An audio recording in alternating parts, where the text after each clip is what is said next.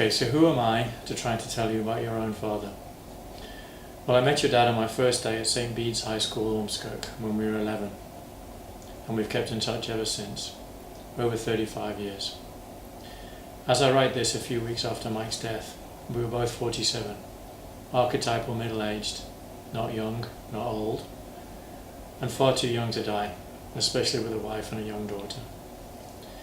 Maybe the lesson there is that you never know when your time is up, and it hits very hard when it's a contemporary who dies. I was out for dinner recently in Abu Dhabi, where I work, with a young woman from Liverpool. Her accent took me right back to my childhood, words and phrases I hadn't heard since I was in my 20s. I was explaining my issue with trying to choose where I would live in the world, because as a touring pilot, I can be anywhere in my time off. But after 4 years, I couldn't make up my mind. She told me it was because I'd lost touch with where I was from. I was about to tell her about my oldest friend, a guy who never lost touch in that way, or with who he was, but the subject changed. When I went home, I checked Facebook. I wonder if that still exists when you watch this, and if so, in what format. But anyway, on Facebook I saw messages that seemed to imply he was gone. I immediately contacted my brother in Saudi Arabia. By the time he replied, I knew it was true. I can tell you I sobbed like a child. It hit me so hard I couldn't believe it. Not just with the sadness, but the cruel irony that someone who treated cancer patients in his job had fallen victim himself, and after an apparent misdiagnosis, plus that he never smoked and he was a cross-country runner. Further was a total sense of unfairness. I'm divorced. I have no kids. Nobody depends on me. I'm not a kind, selfless, giving, supportive, loving person like Mike. In truth, I've been mostly selfish, career-orientated and image-conscious. I tried not to think it should have been me instead. But that would have seemed fairer. Maybe another lesson there. Know yourself, where you're from, who you are, where you want to go, and above all, be genuine. I realized also that if someone else's death makes you feel guilty, think very carefully about the way you're living your life. It should be for a purpose that fulfills you, or to make yourself happy, or ideally both. I talked brokenly through chokes of grief with the Liverpool girl the next day, who tried to put a positive slant on it. Perhaps she suggested he'd learned all he needed to. I think perhaps she was right in some ways. Mike had never really changed, thank God, through all his years, friendships and adventures, and he dealt with such loss and personal hardship with barely a complaint and an unwavering commitment to the people who needed him. What more could he do? But I don't understand why he won't be here physically to do that for you, your daughter. Mike and I were very good friends, best friends when we were in high school. He used to come play Dungeons and Dragons with us. I used to play computer games at his house. He was very shy, or at least reluctant to speak. I think it was 3 years before he said anything to my mother more than yes, no, please, thank you, and can I phone me ma'am? But he grew to express himself, particularly through the role-playing games. And my dad encouraged him, and he just blossomed into a wonderful young man. The lesson there, I think, is that quiet is not the same as shy. Mike was a little self-conscious when he was young, but he was never false or egotistical. One thing I should elaborate on immediately is the most well-known of Mike's nicknames.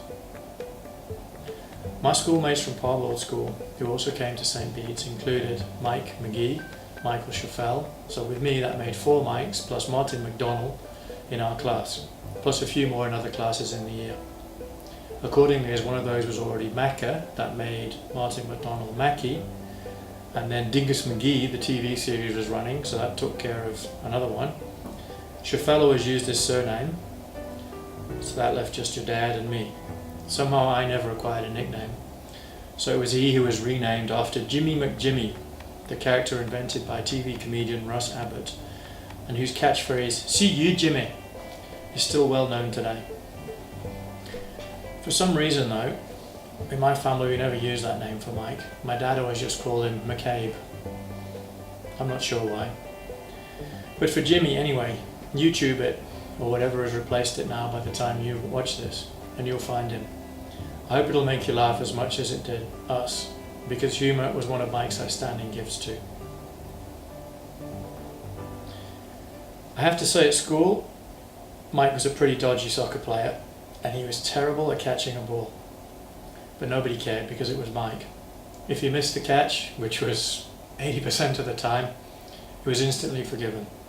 If he caught it, the whole team cheered as if we won the league, and his self-conscious grin was priceless. Another lesson again. Be yourself, you will be accepted and be loved. So when we were 17, everybody wanted their own transport. Mike's orange 1300 Beetle with the holes in the floor and the cross-eyed headlights was legendary. I don't think it ever actually broke down, but its total lack of power nearly killed him a few times. On one occasion, while attempting to overtake a barely moving truck up the hill to John Rigby Sixth Form College, he just about made it level on the wrong side of the road when a bus appeared, careering down the hill the other way. I was walking up the hill just having got off the train. I could see there was nowhere for him to go. Overtaking, bus coming, what was going to happen? It was a certain and possibly fatal accident. That's what I saw. But no, Mike had a solution. What did he do? He turned right off the road into the driveway of a house.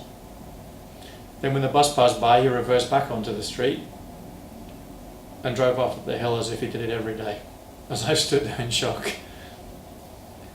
Your dad thought differently. It's often useful, sometimes it can save your life.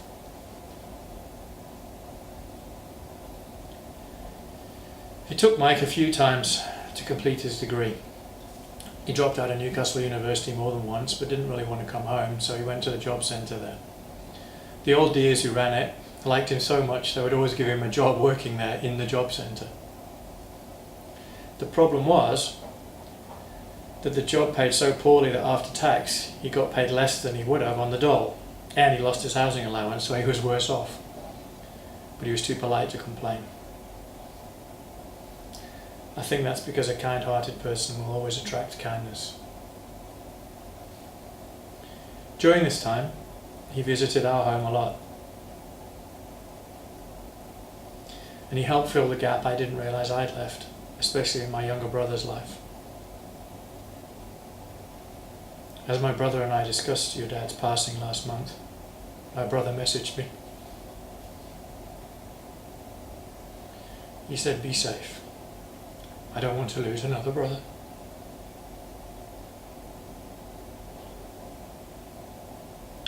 That made me see how people often don't realise how much they impact the lives of others when they move on to another city or another life. It shouldn't stop you doing it, but don't forget the people you leave behind who love you.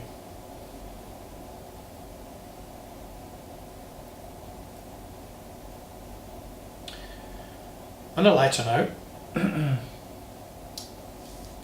Mike ended up one time drinking with a rock band.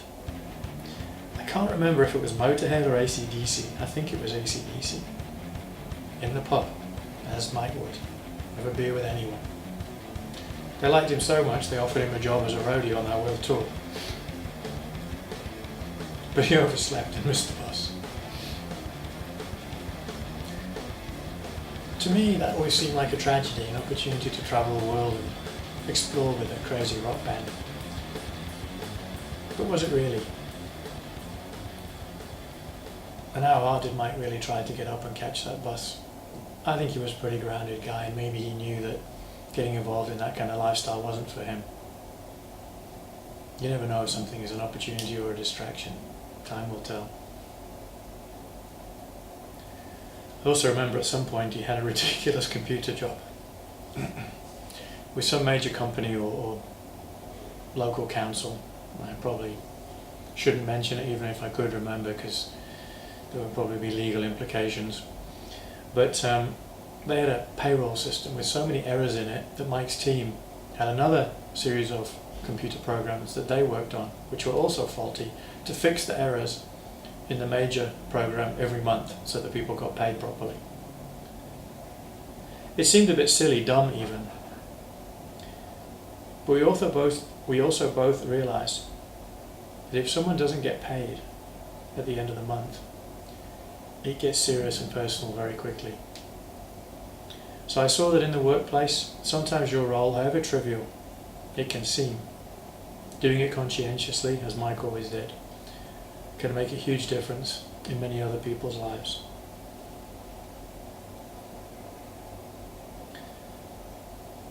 When my dad died, and my brother suffered through it more than I did because I was in London, my grieving mum was left alone, and my brother went back to university. Only Mike stopped in regularly, for years, for a cup of tea and a chat. He didn't have to do that. I didn't ask him to. People like him just know what's right, and they do it with genuine care. While I was in London, Mike used to come down to my parties, making dozens of new friends every time. Although my southern mates couldn't understand about half of what he said. He usually fell asleep on the couch, or memorably one time in the middle of the kitchen floor, with the party in full swing. He woke up 2 hours later, grabbed a beer, and joined in again. But misfortune was to come to the McCabe family when his father, also called Mike, died. Mike stepped up magnificently, with little fuss, no complaint, and a great heart. He was there for his mum and for his sister Kathy around. He managed to go back to school, and he found something which combined all the study that he'd done of physics with an opportunity to help people. That's the radiography. While he was busy with that, unfortunately, Mike's mother, your grandmother, was struck with a mental illness, Alzheimer's disease. Mike became the principal caregiver, supported by Kathy, his sister, your aunt. But it was a full-time job, in addition to the full-time job he had, and I think he was driving like 500, 600 miles, every week to and from work and looking after his mother all the time. I don't know how he did it. I think my brother actually asked him politely, delicately, if maybe a caregiver or a home would be a better option. Mike said, no, she looked after us, why wouldn't we look after her? Honour, duty, sacrifice, caring, love. All words often thrown about, but rarely demonstrated the way they were by your dad.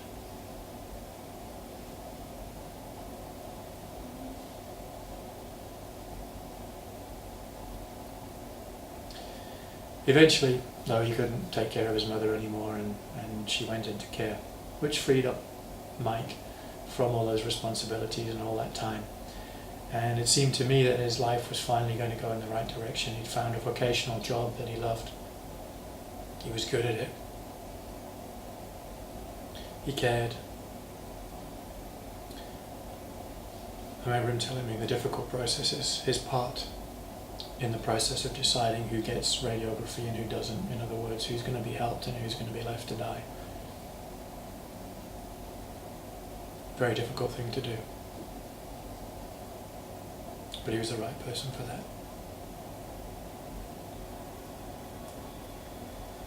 So I thought Mike was going to be into a new life and maybe getting a relationship and things were going to go well for him. I think a lot of people did because he was very important to a wide range of people, as I see from all the photographs on Facebook. And that, I think, was what was key to your dad. As I chased more and more fanciful dreams around the world, never really achieving contentment or true belonging, Mike was always himself, doing what came naturally to him, finding adventure, humour and new friends at every turn of his everyday life. Look up a song, if you will, The Whole of the Moon by the Waterboys, Irish appropriately, and you'll find lyrics that could have been written about your dad. But then follow it with All Right by Supergrass, because that's exactly how I felt being with him.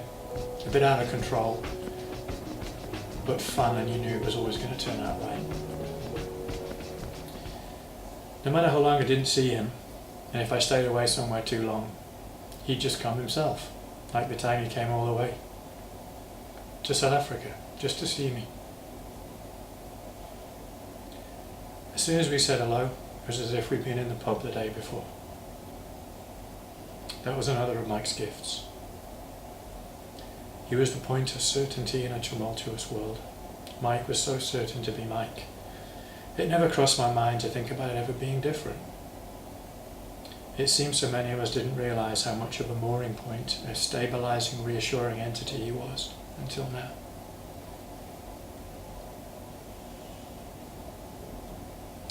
For us, trying to process the fact he's not around anymore, I can deduce only this based on what the Liverpool girl told me. He'd fulfilled his purpose. Having been so much to so many people, to have added so much value and humour, to have touched so many, especially in their darkest hours, with his job. There's no doubt he lived a life of huge worth. Perhaps now, as we are older and stronger from the experiences of our own lives, we can try to carry on without him, as long as we keep him in our hearts and value what he taught us by his example. I will honour his memory by trying to be like him each day that remains to me. He led by quiet example. I'll dearly miss my best friend, my other brother,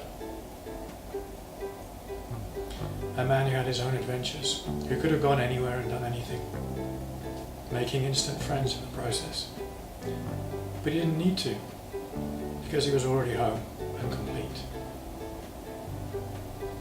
I don't know why you are to be denied the fatherhood of such a wonderful man. I also know that you mustn't feel burdened by any kind of legacy of sainthood. You could do a lot worse than to learn from his example, but most of all, always be yourself. As his daughter, I feel confident you'll be your own person, whatever you choose to be, and that he'd be proud of you for that.